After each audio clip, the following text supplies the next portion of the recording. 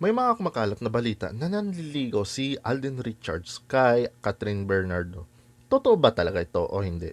Sa isang interview kay Alden Richards, isa sa mga itinanong sa kanya kung may katotohanan ba ito o wala. Wala pong katotohanan yan. Hindi po totoo. Kasi parang ginagawan na naman ako ng issue para mapunta sa akin yung blame, di ba? Parang nananahimik ako. So, ngayon po, wala pong ganun. Hindi po yung totoo. I know my place in the industry and hindi naman po ako nakikisawsaw sa issue ng kung sino man.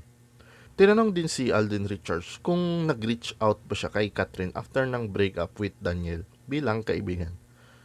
Hindi ko pa po nagawa kasi syempre that's her personal and nung ginagawa po namin ang Hello Love Goodbye, parang yun din ang respect ko.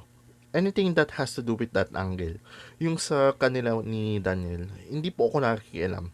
So, I keep the oath po and para hindi na lang din po tayo masyadong hindi ko na po ini-involve yung sarili ko with this issue. Kasi malaki na po siya as it is. Tama yan, Alden Richards. Kaya nga sabi ni Lolit Solis, sobrang mabait daw na bata si Alden kasi totoo daw ito sa sarili at marespetohin. Anyways, yan lang ang balita ko sa ngayon. Ako si JB, Showbiz Reporting.